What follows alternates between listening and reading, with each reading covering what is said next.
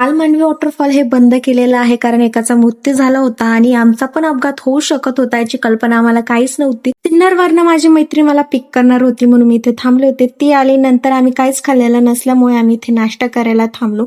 पोहे खाल्ले आणि तिथून निघालो. लहानपणापासून आम्ही मैत्रिणी आहोत आणि खूप दिवसानंतर भेटतो, पण जेव्हा बोलतो असं वाटत नाही आम्ही खूप दिवसानंतर भेटलो. हिच्याशी जी बॉन्डिंग आहे ती कोणासोबतच नाहीये. बोलता बोलता आम्ही त्र्यंबक जवळ सुद्धा पोहोचलो होतो, कळालंच नाहीये. आम्ही एवढं गंग होतो बोलण्यामध्ये. इथे पोलीस काका उभे होते. मागच्या वर्षापासून आम्ही प्लॅन करत होतो, फायनली तो सक्सेस होतोय, पण पुढे जाऊन असं काय होणार आहे हे आम्हाला काहीच कल्पना नव्हती. तरी सुद्धा आम्ही मज्जा करत चाललो होतो. खूप वेळ प्रवास केल्यानंतर भूक लागली होती म्हणून थोडासा स्टॉप घेतला, तो कुरकुरे वगैरे घेतले खाण्यासाठी आणि तिथून निघालो. गावात पोहोचल्यानंतर तिथे आम्हाला असं कळालं की एकाची डेथ झाल्यामुळे तिथे जाऊ देत नाही आणि खूप जण रिटर्न पण येत होते.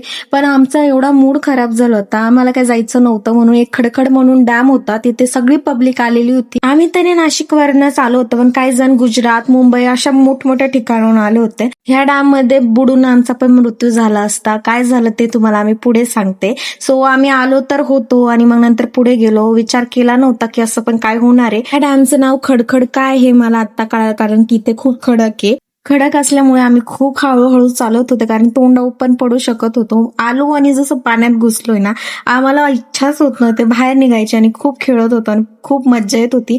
सगळी पब्लिक इथे चालू होती कारण तिकडे तर कोणाला जाऊ देत नव्हते आणि आम्ही एवढी मज्जा केली आहे.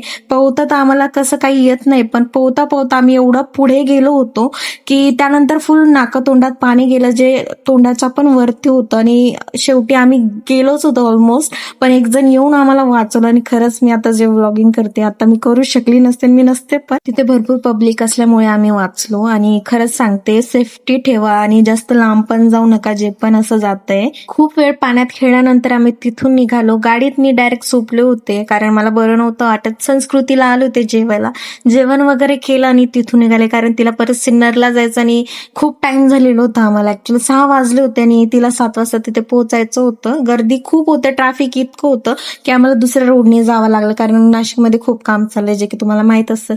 गाणं वगैरे ऐकत आम्ही चाललो होतो आणि इथे मी आता तिला बाय करते. आता यानंतर कधी भेटू माहिती नाही, तर भेटूया नेक्स्ट व्लॉग मध्ये. बाय.